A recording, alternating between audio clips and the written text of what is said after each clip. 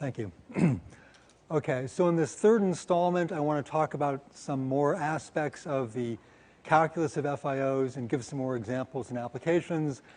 And at the very end, I'll run through a quick set of references. Luca had a little stack of books here. We made a longer list that's appended to the end of this lecture. And all three lectures are going to be on the site for the conference. Okay. So I want to talk a little bit about the symbol calculus. Some of the aspects of FIO theory are somewhat tedious to go through and time-consuming. So I'll just sort of skim through the symbol calculus. The actual symbol calculus requires some time and effort, which I can't do in an hour. I also will talk about functional and composition calculus under some assumptions for FIOs, give some examples and applications, and then just talk a little bit about extending FIOs in terms of geometries that are more general than the things that are covered by the standard calculus. And there are definitely lots of open questions. And many of these open questions are motivated by the applications where, in fact, you encounter geometries that are degenerate in some sense and not covered by the standard calculus. And there's probably no overarching theory of degenerate FIOs.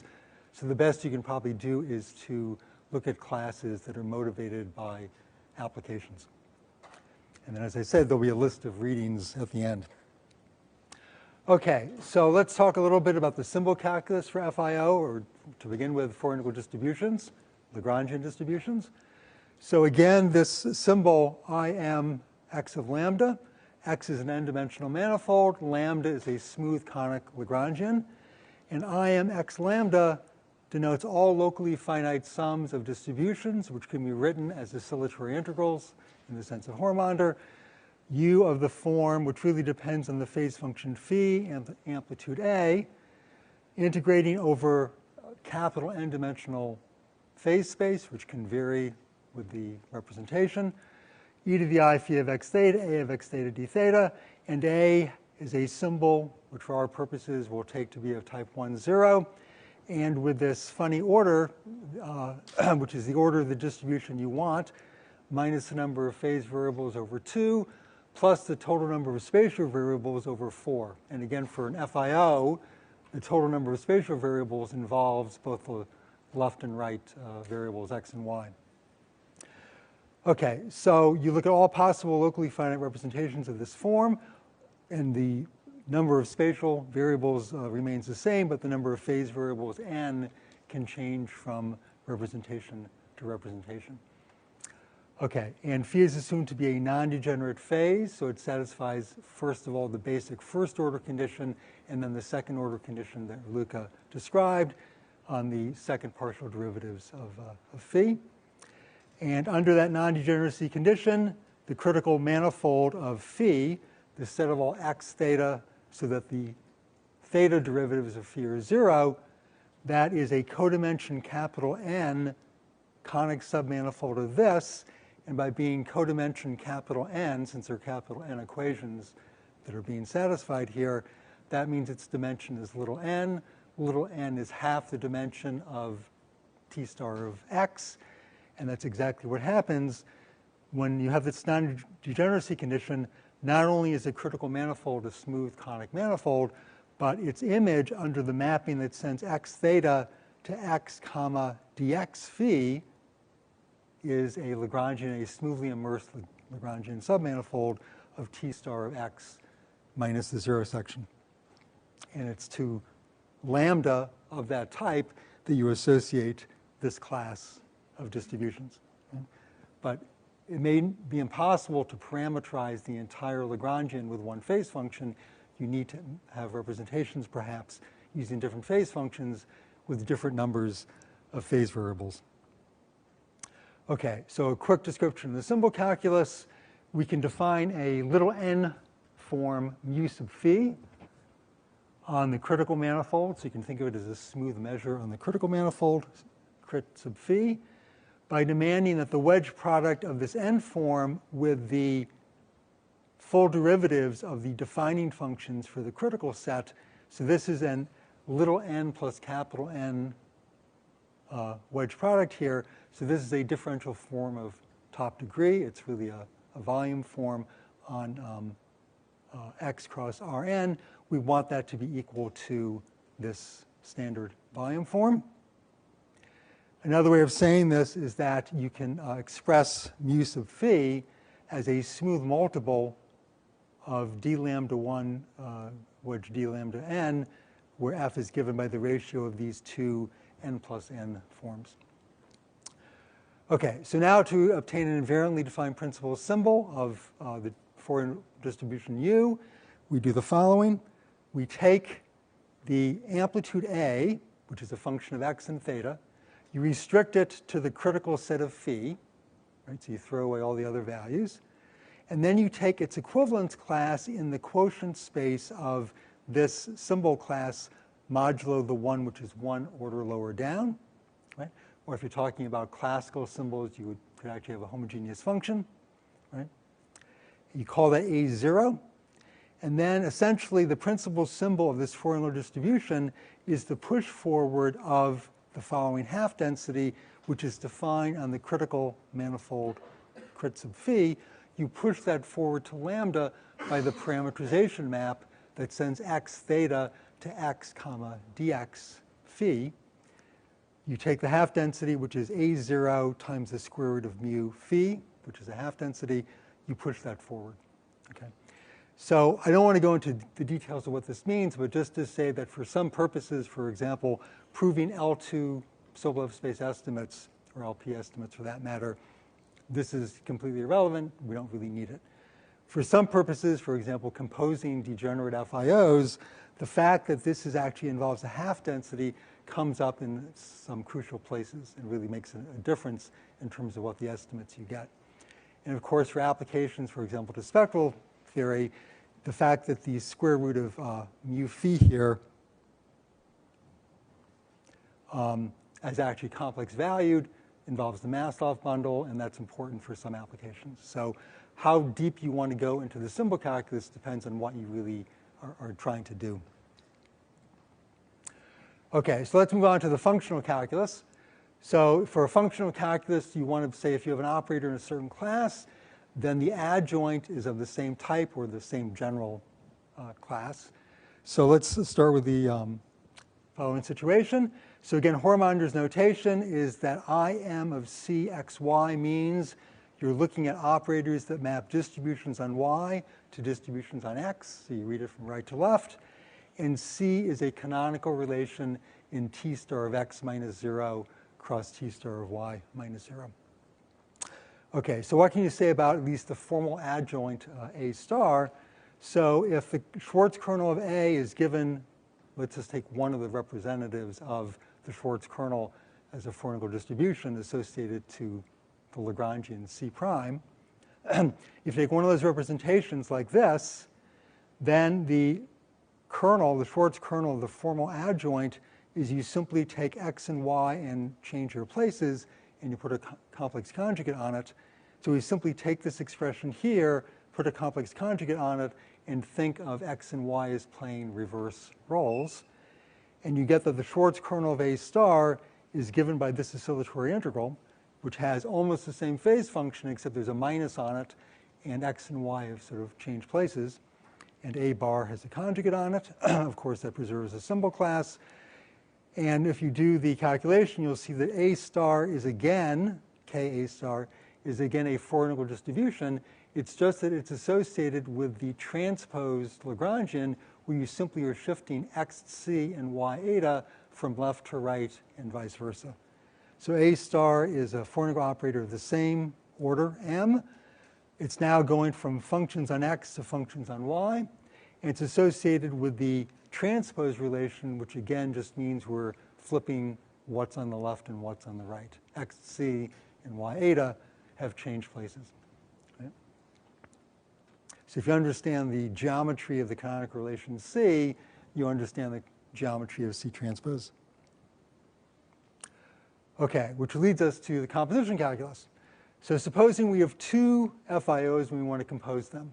So to avoid technical issues, let's assume that they're both properly supported, which essentially means that the Schwartz kernel is supported on essentially a compact neighborhood of the diagonal. So these operators map distributions of compact support to distributions of compact support. So suppose we have three spaces x, y, and z, and A1 is an FIO of order M1, going from distributions on y to distributions on x, associated to C1, and the same thing for A2, but it's going from y to z. We like to compose them and ask, is that an FIO?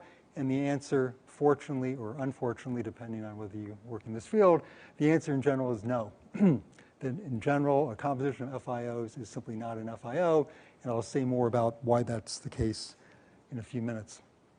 But the answer is yes, if we impose some geometric conditions. So already in Hormander's original paper, FIO1, he had the transverse intersection calculus, and a few years later, Doorstmann, Gilman, and Weinstein had the generalization of that that's called the clean intersection calculus.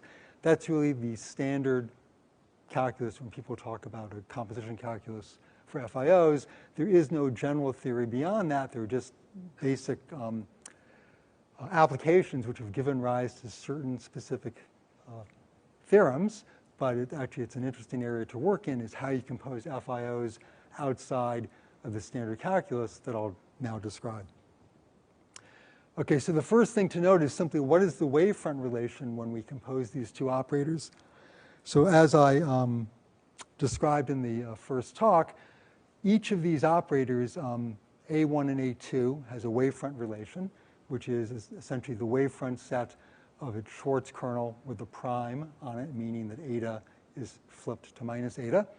And for a Fourier operator, the wavefront relation is super nice. It is contained in a canonical relation, which of course is a very special kind of set. So the wavefront relation of A1 is contained in C1. The wavefront relation of A2 is contained in C2. And the Hormander-Sato theorem tells us that we need to look at the composition of C1 with C2 as a relation from T star of Z to T star of X in order to understand what the wavefront relation of A1, A2 is. Not every element of that composition will show up because there may be cancellation of singularities, but at least it gives us an upper bound on what the singularities are. So if in fact C1 composed with C2 is not a smooth canonical relation, or is not contained in a smooth canonical relation, we've got a problem. It's not going to be an FIO. And that's exactly what happens for some very basic examples, which I'll describe. Okay. However, under a transversality or clean intersection condition, then in fact you're guaranteed that C1 composed with C2 is a smooth canonical relation. Now that still doesn't prove that the composition is an FIO, but it's highly suggestive. And in fact, that's exactly what happens. So there's a saying in microlocal analysis, the analysis follows the geometry. This is an example of that. Okay, so here's the definition, which I'm sure is familiar to all of you, but the reason I'm putting up here is to contrast it with the clean condition in a few minutes. So supposing we have a manifold M, we have two submanifolds S1 and S2, possibly of different dimensions. We say they intersect transversely if at every point of intersection the sum of their tangent spaces gives you the tangent space to the entire ambient space. Another way of saying that is that the intersection of their conormal bundles is 0 at every point of intersection. And when you have transverse intersection, we write it like this. At least that's the best I could do with LaTeX. Okay, so basic proposition, which essentially follows from the implicit function theorem on some level. So if S1 intersects S2 transversely in M, then three things follow from that. One is that the intersection S3 of S1 and S2 is in fact a smooth submanifold. Secondly, you can predict its codimension. It's simply the sum of the codimensions of the two manifolds, S1 and S2. And the tangent space of S3 at every point of intersection is the intersection of the tangent planes. And we'll contrast that with clean intersection in just a moment. So basic example would be in R3, if we look at the hyperplane z equals 0 and z equals x, they intersect transversely. On the other hand, z equals 0 and the graph of the function xy, those do not intersect transversely because the origin, both of these guys have normal direction, which is the vertical direction, the z direction. And indeed, the intersection of these two submanifolds is the union of the x and y axes in the z equals 0 plane, and that's not a smooth object. So without transverse intersection, you cannot conclude one, and in fact, in general, you can't conclude the rest either. Okay, so why is this of interest? Now, this is very closely related to things that, for example, Rafe talked about in his talks. So supposing we look at C1 and C2. So C1 is contained in T star of x cross T star of y. C2 is contained in T star of y cross T star of z. And the definition of the composition, just on the level of relations between sets, is a set of all four tuples x, c, z, zeta, so that there exists a y eta in T star of y, which connects the two through C1 and C2, respectively. So in terms of the language of pullbacks and push forwards, you can think of this in the following way. So you can think of C1 cross C2 as a subset, a submanifold of the fourfold product T star of x cross T star of y cross T star of y cross T star of z. And you can intersect that with all the four tuples where you have the same y and eta both here and here. In other words, you want to intersect C1 cross C2 with T star of x cross the diagonal of T star of y cross T star of z. So this is an intersection of two submanifolds of that fourfold product, right? And then you want to get rid of the y eta, forget about the y eta, so you do that by projecting onto the first and fourth factors, meaning xc on the left and z zeta on the right. Okay, so we have an intersection and we have a projection.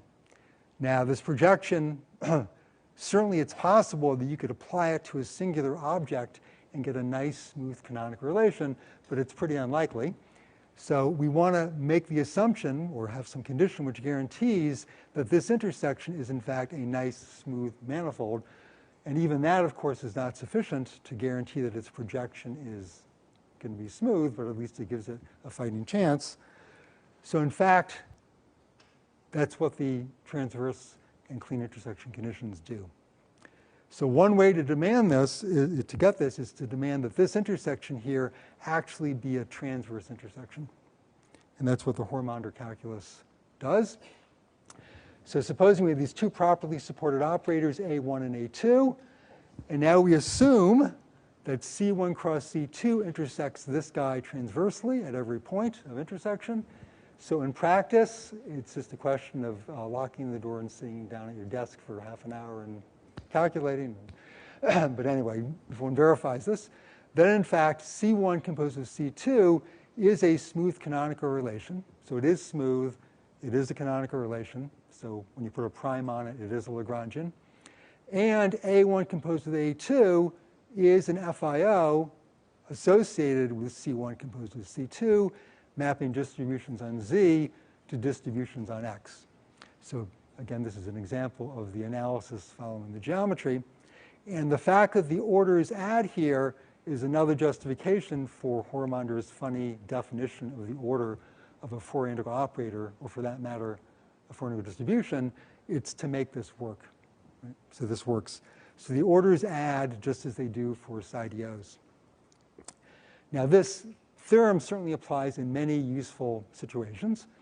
So for example, if either C1 or C2 is a local canonical graph, so either it's the graph of a canonical transformation, or microlocally near each point, it's the graph of a canonical transformation, then in fact you're guaranteed that this composition is A1, A2 is covered by the transverse intersection calculus. So in particular, that means that if you take any FIO, if you compose it with a psi-DO on the appropriate space on the left or the right, you again get an FIO associated to the same canonical relation, and the order either stays the same if the psi-DOs are of order 0, or it's adjusted by this formula here. Right? So FIOs are stable under composition on the left and right by psi-DOs in their respective spaces. In particular, if C is a canonical graph, so not just a local canonical graph, but actually the graph of a canonical transformation, and A is a FIO of order M associated with it, properly supported, then using A star, we know that corresponds to the canonical relation CT. The composition CT composed with C is covered by this in the case of a canonical graph. And furthermore, CT composed with C is contained in the diagonal of T star of Y, but an FIO associated to the diagonal is in fact a psi-DO. Maybe I didn't say that, I should have said that. An FIO associated to the diagonal is a psi-DO. And furthermore, if A is elliptic at some point, then A star A is elliptic at the corresponding point. So if A is elliptic at this point here, then at the point y naught A to naught, A star A is elliptic. Yeah. Is this condition on the order, the psi-DO you compose with to remain closed, necessary? No, not at all. So I was just being lazy. So it's just that the orders add. no, they add the same actually. So in other words, if you compose with a psi-DO on the left or the right, that simply gets added to the order. Yeah, I was just being lazy. Was there another question? Okay, so that's one of the most basic things. So this operator A star A, the so-called normal operator, gets used all the time in tomography and integral geometry and inverse problems. It's just a basic way of trying to create an image from data that you've collected. So it's a natural thing to do. Also, Hormonder's original proof of boundedness of L2 sublevel space boundedness was partly based on an A star A argument. Okay, so now let's look at the more general clean intersection calculus. So now this definition might be a tiny bit less familiar. So we say that S1, S2 contain an M intersect cleanly. So now what we are basically doing is we're putting in as assumptions things that were conclusions from that proposition that followed from transversality. We now have to assume them. So we assume that S3, which is defined as S1 intersect S2, is smooth, and that the tangent space of S3 is equal to the intersection of the tangent spaces of S1 and S2 at all those points. Okay. Now, by saying this is smooth, we mean it's smooth of some fixed dimension that does not vary from component to component. So the excess of the intersection is defined to be the sum of the codimensions of S1 and S2 minus the codimension of S3. Because typically what happens when you have a clean intersection is that S1 intersect S2 is bigger than you would expect if you had transverse intersection. So you define excess E to be that difference. So it's an integer greater than or equal to 0. 0 corresponds exactly to transverse intersection. So examples of this would be in R3, the x-axis and the y-axis intersect cleanly. They intersect at the origin, which is codimension 3. Each of these guys is codimension 2, so the excess is 1. On the other hand, if you take even just in the plane, you take the x-axis and the parabola y equals x squared, they intersect at the origin, but the tangent space of the origin is not the intersection of the tangent spaces, so that's not a clean intersection. Okay, so this theorem of Weinstein and Doisterman and Gilliman is the following. If the intersection that we talked about before is clean with excess E rather than transverse, then again, C1 composed with C2 is smooth, and A1, A2 is an FIO associated with it. But now there is a loss of derivatives. The order jumps up by E over 2, where E was that excess. So the numerology of the orders goes up. Clean intersection in general is more singular than transverse intersection. Okay, so the reason that they came up with this is because they were interested in flowouts. So the basic example of this is a flowout. So supposing we have sigma in T star of x to be a conic hypersurface. For example, it could be a characteristic variety for some operator.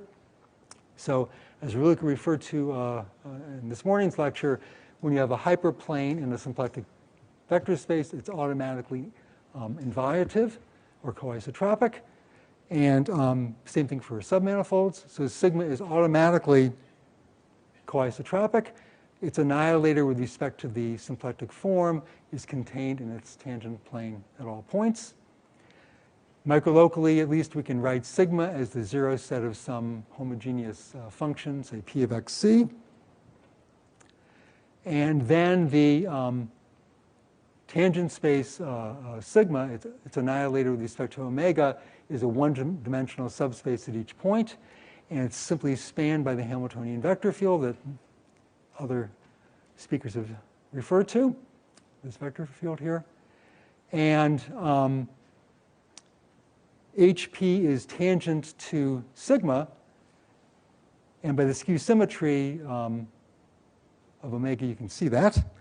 So what you have here is you have a one-dimensional subspace at each point, which is the span of HP.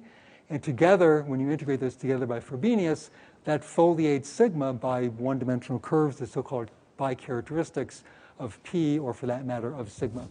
Because if you replace P by a smooth non-zero multiple of it, you would simply be changing HP by a scalar multiple.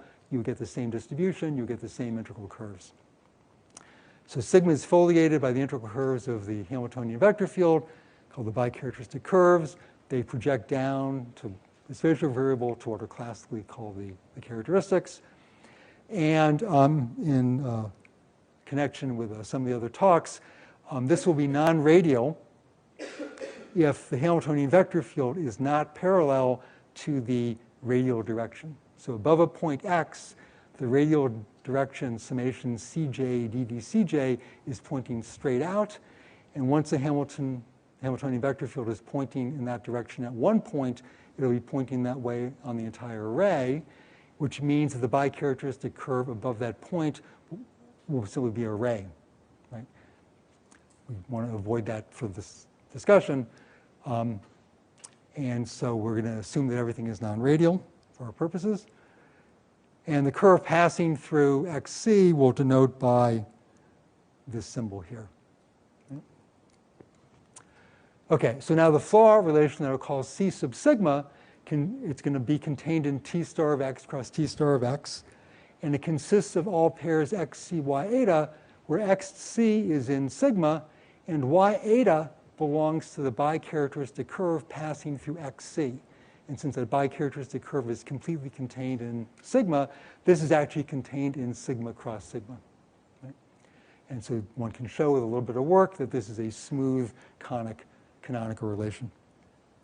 Okay. However, it's a degenerate canonical relation. So Verlucke referred to looking at the differentials. When you have a canonical relation, you look at the projections to the left and to the right. So in this case, both pi L and pi R are projecting from C into T star of x. And because of the fact that everything that occurs here or here belongs to sigma, the projections actually totally belong to sigma on both sides. So they have to drop rank by at least one everywhere, and that's exactly what they do. So these projections drop rank by one everywhere. So it's not, turns out it's not covered by the clean intersection calculus, by the transverse intersection calculus, but it is covered by the clean intersection calculus. So this composition here is not transverse, but it is clean, and it has excess equals 1. And that exactly reflects the fact that these bicharacteristics are one-dimensional. You can also look at more general codimension K coisotropic submanifolds and look at their flowouts, and then you would have a similar situation, except d pi L and d pi R would drop rank by K everywhere, and then the clean intersection calculus would again apply, but the excess E would be K instead of 1. Okay, and by the clean intersection calculus, you can compose two operators in this class, and you get another operator in the class, but there's this loss of 1/2 derivative. And so that results of a loss of 1/2 derivative on L2 base double F spaces. So if you have an operator of order m associated with this, the order I write as m and not m minus an adjustment term, because in this case the dimensions of x and x are the same. So you just write it as Im of C. When operator Im of C maps Hs to Hs minus m minus 1/2, and that minus 1/2 is exactly reflecting this loss here. So one example of this, for example, would be if you look at the standard space-time propagator for the wave equation.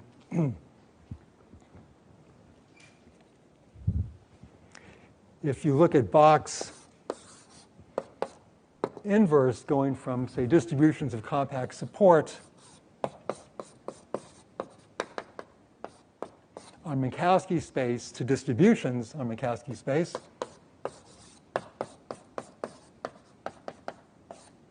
then it turns out that microlocally, and I'll say a little bit more about this in a second, microlocally box inverse in fact belongs to the standard flow out that we all know for the wave equation. So this microlocally belongs to I negative 3/2 associated. So you look at the sigma in this case is the characteristic variety of the wave equation. You form the flow out relation in this way. And if you stay away microlocally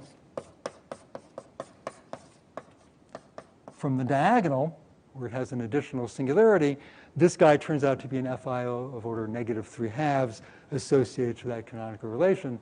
So you look at minus 3/2 and you say, oh, great, that means it's smoothing of order 3/2, but in fact it isn't. It loses 1/2 derivative because of this. So the best it does, as everybody who works with the wave equation knows, is that this maps HS to HS plus 1, but no better. Right? It doesn't map to HS plus 3/2, and that's exactly because we have this degenerate geometry in the background.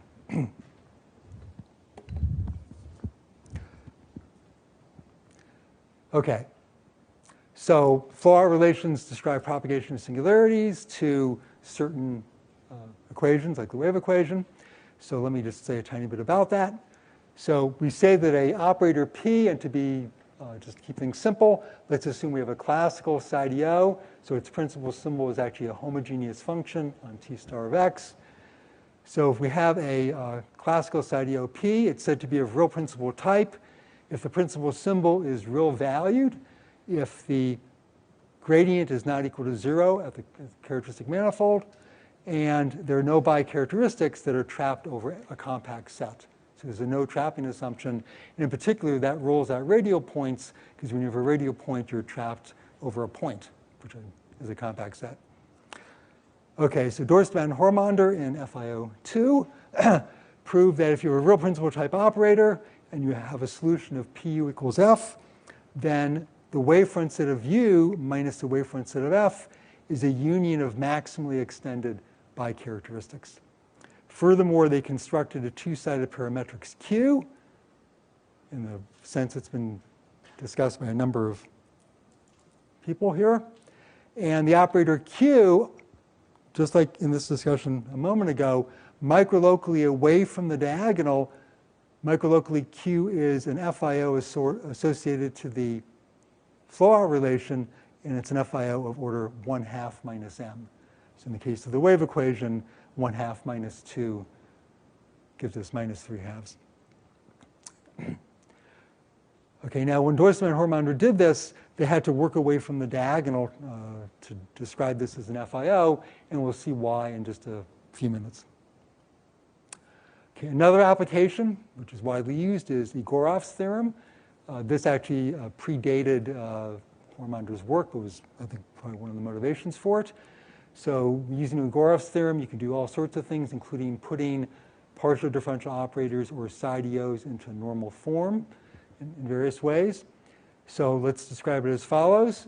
Supposing we have a canonical transformation phi from T star of y to T star of x, and it's defined at least microlocally near a base point y naught eta naught.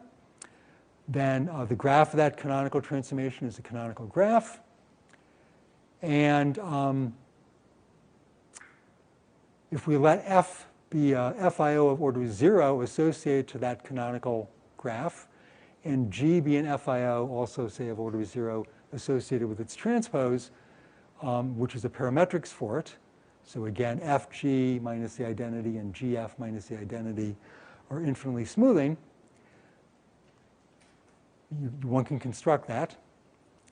And now Egorov's theorem says that if you take a psi-d-O P and you essentially conjugate it by multiplying on the left and right by such operators F and G, then the principal symbol of the conjugated operator is the principal symbol of P composed with a canonical transformation. So you have the symbol P P of xc, or rather P of y eta, which may be somewhat complicated, if you can show that there exists a canonical transformation which simplifies it, which somehow straightens it out, then you can quantize that and you can convert the operator, modulo these operators, which can be even assumed to be almost unitary operators. You can conjugate P and turn it into another operator Q, whose symbol is easier to understand, or maybe for which you already have done some calculations, which you can then transfer back. So this was used to generate a huge number of results in the 70s, where people would look at a model operator or a class of operators, and then look at all the operators that are equivalent to those via canonical transformations. Okay. So there's a huge literature from the 70s and 80s on such results. Okay, now let me talk about an application which has been of great interest to me. It's really how I got into microlocal analysis. So this is the notion of a generalized radon transform. So we've seen three operators. We've seen the standard radon transform, the spherical mean transform, and the Melrose-Taylor modified radon transform, all of which consist of taking a function on one space, integrating it over some collection of submanifolds, giving you a function or distribution on another space. So in the 70s, Gelfand and Helgeson had done a lot of work in the 50s and 60s. And in the 70s, Gilliman and Sternberg really codified this and brought microlocal analysis into the picture. So this allowed one to look at generalized radon transforms where there was no group action, there was no symmetry that would allow you to use things like the Fourier transform or spherical harmonics. You could do things in great generality, paying a little bit of a price because things like inversion formulas are only modulo smooth errors. They're not exact, typically. Okay, so let's look at the following situation. Supposing we have two smooth manifolds, X and Y, not necessarily the same dimension. And supposing we have a submanifold Z of the Cartesian product, what we will call the incidence relation. So we say that Z is a double fibration if both of the projections onto the left and to the right are submersions. And now this has the consequence that if we fix an element of X and take its preimage and then push it down, that gives us a smooth submanifold of Y. And in fact, if Z is of codimension K in the product space, then this submanifold associated to an element little x over here, this submanifold Y sub x will also be of codimension K, but now in Y. And this situation is very symmetric. You start with a point of Y, take its preimage and push down, you get a submanifold X superscript Y, also of codimension K in X. So this picture gives you two families of submanifolds. One, the family of submanifolds Y sub X of Y, indexed by X in capital X, and the dual family X superscript Y, indexed by points in Y. Okay. So there are many, many versions of the radon transform that were considered, again, by Gelfand and Helgeson and their collaborators in the 50s and 60s, which can be put into this framework. And I don't actually know who exactly first formulated in this form. It might have been Helgeson, it might have been Gelfand. Okay. And now you make what is, for many purposes, not so important. You make a choice of smooth densities on X, Y, and Z. By smooth densities, I just mean smooth multiples of Lebesgue measure in some coordinate system, positive multiples. And whenever you make those choices, you then get a pair of generalized radon transforms. One that transforms functions of Y into functions of X, and the transpose transform, which goes in the opposite direction. So the one going from right to left, our f at x is simply the integral of f over the submanifold Y sub x against whatever the right density is. And the transpose of that transforms a function g of x. There should be a g here. Transforms a function g of x into r transpose g of y is the integral over x sub y. Okay, so Z is called the incidence relation of a generalized radon transform, and Gilliman and Sternberg brought microlocal analysis into this picture. So the Schwartz kernel of R is essentially a delta function that lives on the incidence relation. And the Schwartz kernel of R transpose is essentially the same thing, but just with x and y playing opposite roles. And a delta function on a submanifold is one of the most basic examples of a conormal distribution. And of course, the conormal distribution is a Fourier distribution, and operators whose Schwartz kernels are Fourier distributions are Fourier operators. So a generalized Radon transform is an FIO, as is its adjoint. Okay. So think of Z as being given by a set of k-defining functions, phi1 up to phi k. And writing delta Z as shorthand for any positive smooth multiple of surface measure, or think of it as a smooth multiple of this construction I talked about in the first lecture. We think of phi as a submersion from x cross y to rk, and now you compose phi with the delta function of the origin in rk. That's really what delta Z is. So delta Z by Fourier inversion has this oscillatory representation, where the amplitude A is of order 0. And this is a conormal distribution on x cross y. And if you unravel the numerology, that means that R is an FIO associated to a canonical relation, which I'll describe in a second. And its order is the order of this amplitude, which is 0, plus the number of phase variables over 2, that's plus k over 2, minus the number of spatial variables, which means the total number of variables, nx plus ny over 4, total number of variables. And this is where C is nothing other than the conormal bundle of Z in x cross y. But then you put the prime on it, which means you flip the eta cotangent variable, and you separate out the xc and the y eta. That's a canonical relation. Oops. And R transpose is of the same order. It's just associated with a transpose relation that goes in the opposite direction.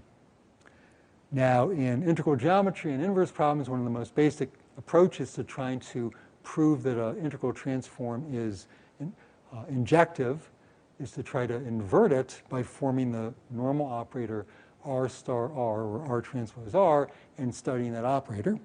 So this naturally leads to the question of, can we compose R transpose R? What can we say about it? Okay, so if in fact C is a canonical graph, then in fact, by the transverse intersection calculus, R transpose R, or R star R, is a sideo of this order, and it's elliptic if R is. Okay? And then there exists a parametrics Q for this operator R star R, because it's an elliptic sideo on Y. And so when you look at Q, R star R is the identity modulo C infinity, that means if you put a parentheses around Q and R star, that gives you a left parametrics for R. So that already tells you that R is injective modulo C infinity. Okay. So another way of saying that is that R of F determines F modulo C infinity. Okay. And for many applications, in fact, this is really what you care about. You want to know whether somebody has a cracked tooth. You don't want to know exactly the details. You just want to know, does somebody have a cracked tooth? You want to know F modulo C infinity. That's really what you care about. Okay, so the Radon transform, not too surprisingly, is a generalized Radon transform. So going back to that example, this falls into this framework. So Y in that case is Rn. X is the space, the sphere across R. The incidence relation is exactly the relation that defines when a point X is on the hyperplane determined by omega and S. And when you do R star R, you can do this completely in the context of harmonic analysis, because this operator is translation invariant, has rotational symmetry. And R star R is nothing other than a convolution operator with a fractional integral kernel, which has a well-known inverse minus Laplacian to the n-1/2 power. So that's all classical, but now you can have very similar things modulo C infinity for very general Radon transforms where there's no group action to help you. Now, for the Radon transform, there are classical inversion formulas called filtered back projection, which are actually used in clinical settings. There's sort of two flavors. You can either do R star R and then invert that, or you can have R hit it with a certain pseudo-differential operator, and then hit it with R star. And both of these now generalize to generalized Radon transforms as long as you have that canonical graph condition. Okay. Now let's look at overdetermined transforms for a moment. Overdetermined means that the dimension of x is bigger than the dimension of y.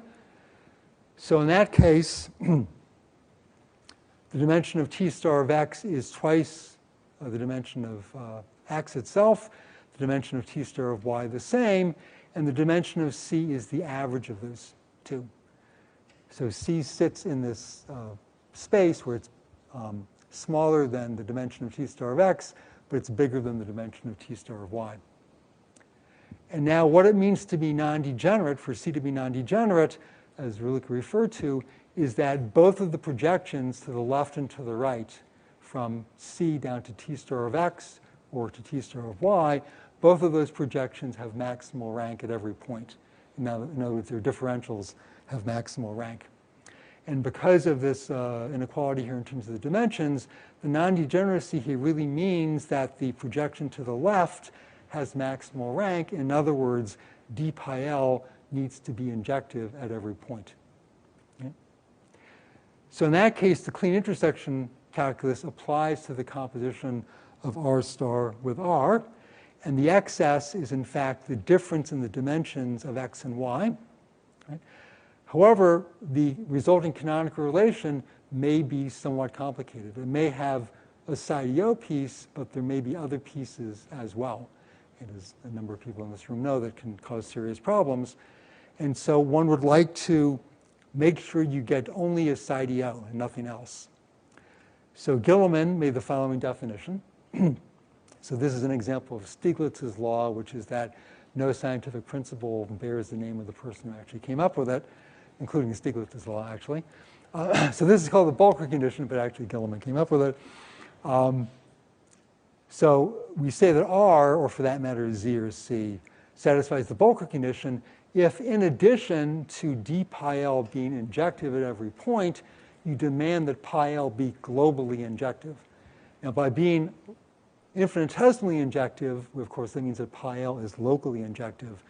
But the Bulker condition demands, in addition, that pi l be globally one-to-one. And this condition makes sense not just for generalized Radon transforms, it makes sense for general canonical relations. And as Rulika mentioned, in the context of linearized seismic imaging, this is called the travel time injectivity condition. Okay, so a theorem essentially due to Gilliman and Sternberg is the following. If C is a canonical relation, which satisfies the Bulker condition, and if you have an FIO, and we now normalize the order to account for the difference in the dimension, because nx is bigger than ny, we don't need the absolute value sign there. So if you have a elliptic operator properly supported satisfying the Bulker condition, then in fact f star f is a psi-DO of order 2m, and it's elliptic. Right? And therefore, again, by taking this operator, let's call it G, and forming a left parametrics for it in the algebra of psi-DOs on M, you then get a left parametrics for the original operator F. And therefore, for any distribution of compact support, U is determined modulo C infinity by F of U. And in fact, you don't even need all of F of U. You only need F of U modulo C infinity. And again, for many applications involving imaging, this is good enough. So a classical example of this, which predates this, of course, is the K-plane transform on Rn, where, like the Radon transform, we integrate, but now we're integrating over the affine K-planes, where K is a fixed number between 1 and n minus 1, 1 being the X-ray transform, n minus 1 being the classical Radon transform. And you do the numerology, and this is an operator of order negative k over 2 minus the difference of the dimensions, because the affine Grassmannian of k-planes in n space is of dimension k plus 1 n minus k. So it's going from Rn to mkn, and it's associated to a canonical relation C that indeed satisfies the Bulker condition. But of course, in this case, you have the full power of the translation rotation group to do this calculation directly, but that's how it fits into the framework. In a situation where you can't use harmonic analysis is the case of the X-ray transform on a Riemannian manifold. So if we look at a Riemannian manifold without conjugate points, then it has a well-defined space of geodesics, which is 2n minus 2-dimensional, just like the affine lines in Rn. And the X-ray transform simply maps a function on the manifold, say of compact support, to its integral over all of those geodesics. And one can show that that satisfies the Volcker condition if you don't have any conjugate points. And this is work that Gunther and I did many years ago. And x star x is a psi dio of order -1. This FIO is of order -1/2 minus the difference in the dimensions. So x star x is a psi dio of order -1. It's elliptic. And xf determines f modulo C infinity. Okay. Now, what is an example where the Volcker condition is violated? So here's just a very simple way. There are other ways it can be violated. So this would be to look at the X-ray transform on the sphere, where you do have a conjugate locus. So again, the X-ray transform is an FIO of order -1/2. And it's non-degenerate, but the projection is 2 to 1. And when you do the composition x star x, it is covered by the clean intersection calculus, but you get a piece which is associated to the antipodal map. And that corresponds to the same order as the primary piece. And that means it's just as big an operator in terms of Sobolev space boundedness. It's not a compact perturbation. And that's not surprising because, of course, on the sphere, X has a large kernel, namely all the odd distributions. There are other, maybe more interesting ways the Volcker condition will be violated, but I won't do those at the moment. Okay, so let me finish up with a few related topics. One is going beyond the class of Fourier distributions and operators into the class of what are called IPL spaces, or paired Lagrangian distributions. So there exists a need for distributions and also operators whose wavefront sets are not just a single smooth Lagrangian, but in fact is the union of two intersecting Lagrangians. Now, if you have a distribution whose wavefront set is the union of two sets, it's possible it's simply the sum of two different distributions, each one of which has wavefront set here and here separately, and you just added them together. But in this case, there's actually an interaction that takes place at the intersection. So without doing a great deal of violence to them on the level of bad symbols and so on, you can't rip these things apart. Okay, so the motivation for this was actually the Dorstmann and Hormander parametrices were sort of constructed by piecing together parametrices for simple model real principal type operators, namely DDX1 on Rn. And they came up with operators whose wavefront relation was contained in the union of the diagonal and the flow-out relation that we discussed before. But in fact, something funny was going on at the intersection, so they stayed away from there. So each of the diagonal and the flow-out relation is a smooth relation, but the union is not. The union should be thought of as a singular canonical relation. And the Schwartz kernel for one of these Dorstmann-Hormander parametrices is definitely not just a sum of Fourier distributions associated to each one separately. There's something more singular taking place. So Melrose and Ullman want to codify these Dorstmann-Hormander parametrices and embed them in a symbol calculus. And then there's a later paper of Gunther and Victor. And there's also a contribution by Gerardo Mendoza. So they introduce classes of Lagrangian-like distributions, but they're associated with intersecting pairs of Lagrangians or even somewhat more complicated geometries. And so you have two Lagrangians, lambda 0 and lambda 1, in T star of x, intersecting cleanly in codimension k for some k. And they define these classes, IPL of lambda 0, lambda 1, and they can be characterized just as Fourier distributions or conormal distributions had characterizations both in terms of oscillatory integrals and some kind of stability under iterated application of some kinds of operators. The same thing is true here. So these guys can be characterized both as oscillatory integrals with product type symbols of a certain type, and that sort of bifurcates into the original work of Melrose and Ullman and Gilliman and Ullman, and then this later work of Mendoza, which injected this very useful idea of a multi-phase function, which is the way we really use them now, is in that form. But in any case, you can characterize these IPL classes as oscillatory integrals with product type symbols, or you can characterize them as satisfying iterated regularity with respect to first order classical CIDOs whose principal symbols vanish on the union of lambda 0 and lambda 1. And since lambda 0 and lambda 1 intersect cleanly, there's a certain structure there. You can write down a set of generating operators and make use of that and show that these two versions are actually the same. Okay.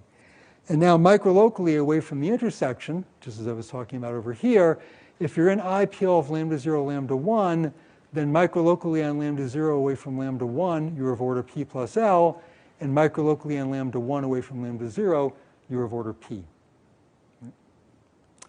Okay.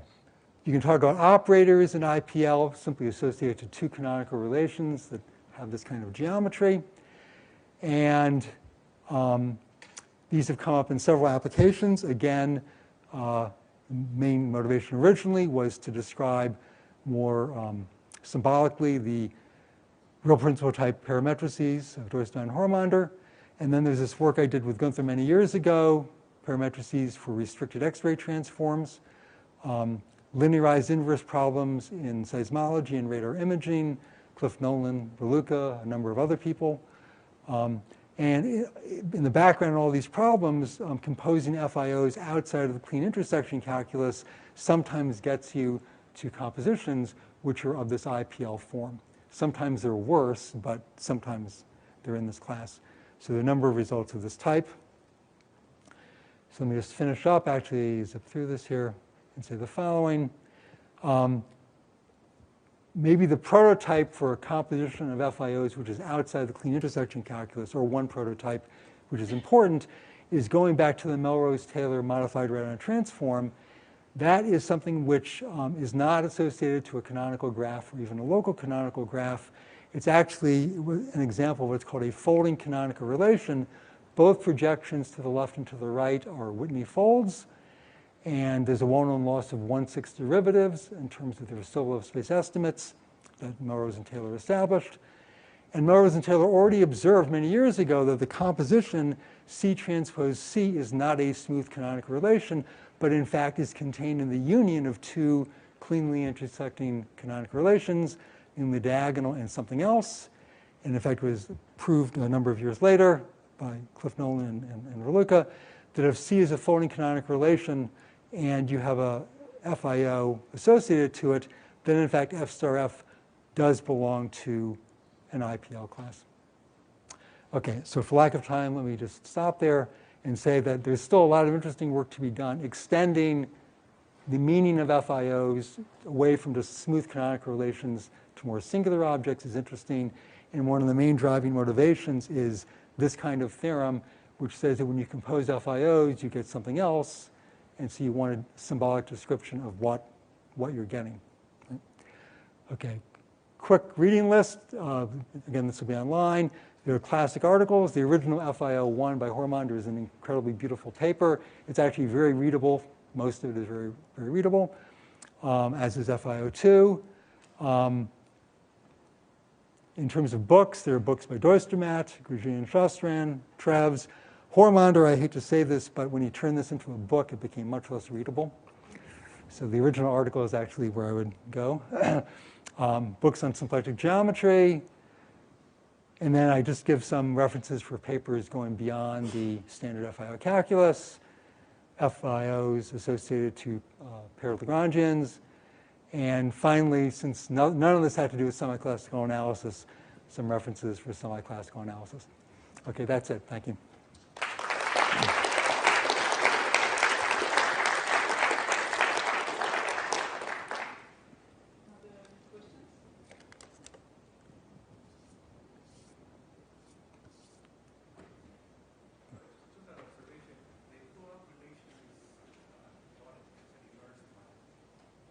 It's smooth, yeah.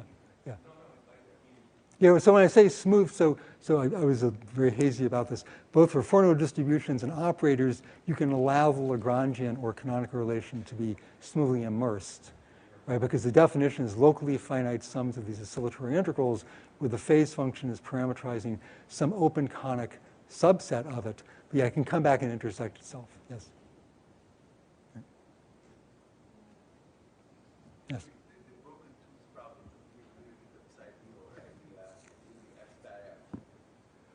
Okay, so what I'm saying is, if you're going to the dentist and they're looking for which tooth is cracked, all they want to know is that there is something that's not smooth there. They don't. Yeah. Even before you apply the side or the parametric, you already see that. I mean, the F-tire for the producer for the singularity. Yes. If you're lucky enough to catch a singularity, and that's why they do 3D dental imaging, as I learned once. Yeah. You take a smooth stadio, for instance, FIO, associated maybe to a canonical transformation, and if you multiply the symbol by a characteristic function of some domain, does it give you one of these paired Lagrangians? Under some assumptions, yes. So a basic example of one of these IPLs is multiplying by the characteristic function. Right. So multiplying by a smooth function is one of the basic examples of a SIDO, right? Multiplying by a characteristic function of a set with a smooth boundary is an example of one of these IPLs, right? However, there's a zero section problem with that. But yes, microlocally in most places is actually one of these IPL operators. Let's stand the speaker again. Thank you.